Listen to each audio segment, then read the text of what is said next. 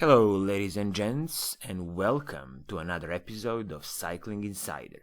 So in this episode of Cycling Insider, I want to talk about the Big T. When I say Big T, I mean Trek bicycles.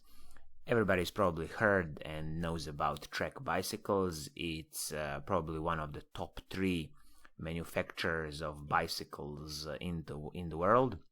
It's a multi-billion-dollar company, and they produce some very spectacular road bikes and also mountain bikes.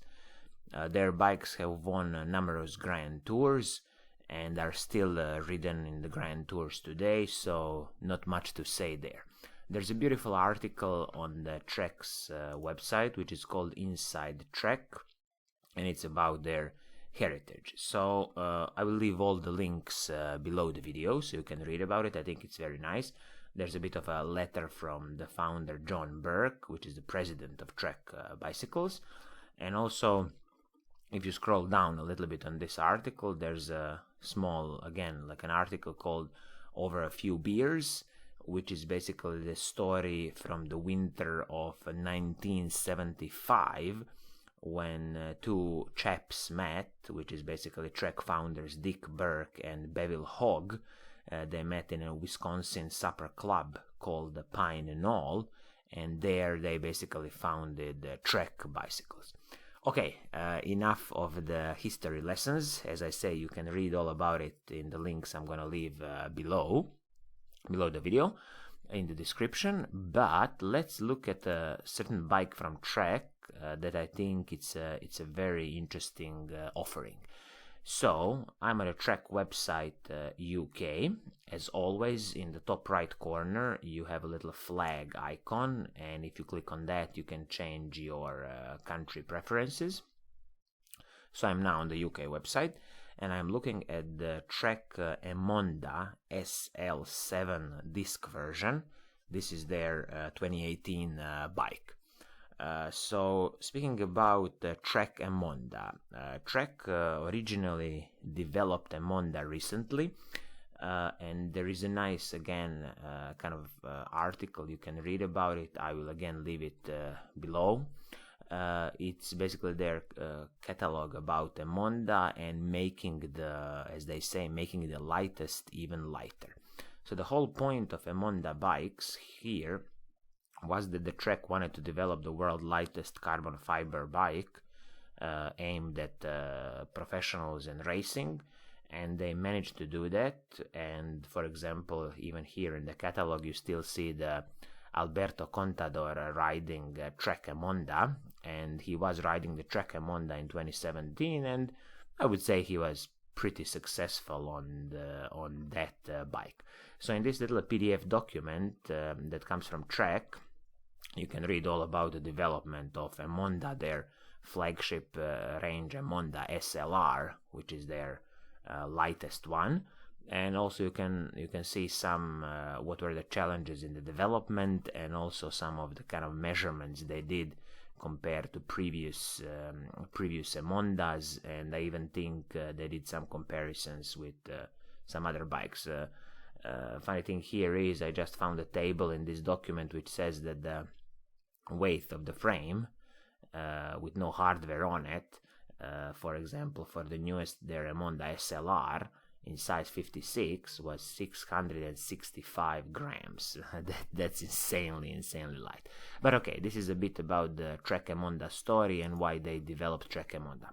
But let's go back to their model, which is Trek Emonda SL7 Disc for 2018, and the current price on the Trek's website is 4,400 British pounds.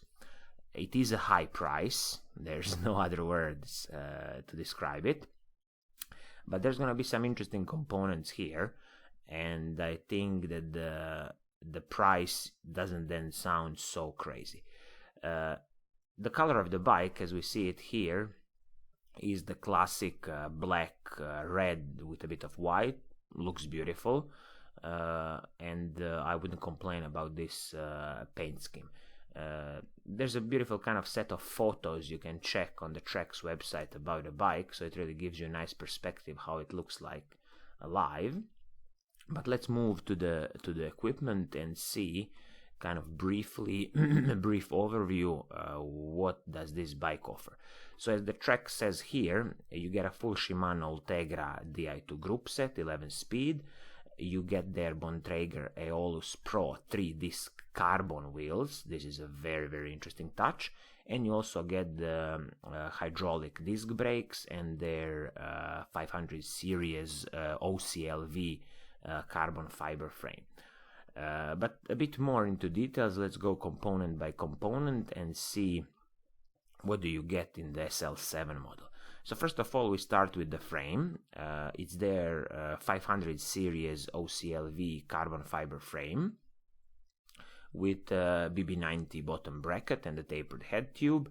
It has a 12 millimeters through axle and internal cable routing. So 500 series OCLV carbon is not the Trek's kind of highest level of carbon. They have the 7 series carbon, and the 7 series is produced in USA, but this 500 series and other series of carbon are usually produced Taiwan or China, which shouldn't be a worry. Considering the fork, we got a full carbon fiber fork with a carbon steerer and the carbon dropouts. Then we move to the wheels, which is a very interesting touch. As I say, it's a Bontrager Aeolus Pro 3 tubeless wheels, and they are carbon fiber wheels, which is very, very interesting, because carbon fiber wheels, of course, cost a lot of money. So then this price of 4,400 British pounds doesn't sound so crazy. It is high, but doesn't sound so crazy. Bontrager is basically kind of a brand owned by Trek, and they develop different components. This is also tires come from Bontrager, and they are 25 centimeter tires. Drivetrain shifters, Shimano Ultegra Di2 11 speed, so electronic shifters. Front derailleur and the rear derailleur both come from Shimano Ultegra Di2 electronic shifting. Cranks are also Ultegra cranks, 5034 compact crank, and the cassette, again a nice touch from Trek here, is Shimano Ultegra 1128. Nice climbing cassette, 11-speed cassette.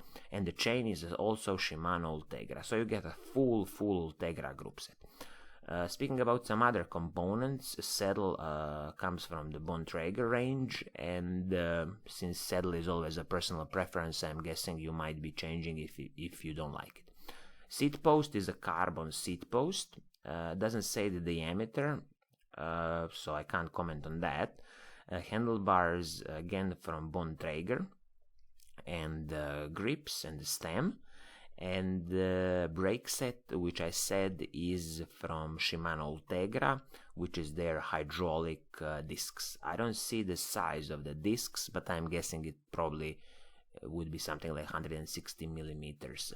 Weight of this bike for a 56 centimeter frame is 7.8 kilograms. So kind of easily compared to the competition. Nothing super light or super heavy, but pretty decent weight. I personally wouldn't complain. And there's also the weight limit, which has a maximum total weight limit, so meaning combined of bicycle rider and the cargo, of 125 kilograms. Scrolling down a little bit, you're gonna see the sizing and the fit. If I remember correctly, just to double check, this bike comes with the Trek's H2 fit. So H2 fit is not their sharpest kind of pro fit, which is called H1. This is kind of an optimal fit, so it gives you a little bit more kind of relaxed position than their H1. And here you can also see the sizing and the fit, which is divided by rider height for the ease of kind of checking up the sizing. So for example, if I jump to the sizes like 56 or 58, I think this is probably would be the majority of the sizing for male riders. One thing that I wanted to mention about Trek Emonda SL7 is the Trek's warranty.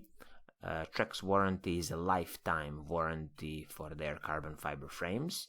I will include the link again in the description of the video, and that's always a very, very nice touch. Of course, there are always kind of certain exclusions from this warranty, but generally speaking, from my experience, if certain people had some problems with the Trek frame, usually it was kind of seamlessly solved, and really Trek would send the newest carbon fiber frame, literally no questions asked. But again, experiences of different people can be different. So, to summarize about this bike, so we were speaking about a Emonda SL7 Disc model from Trek Bicycles, 2018 model with a current price of 4,400 British pounds, and it comes with a full carbon fiber frame and a carbon fiber fork.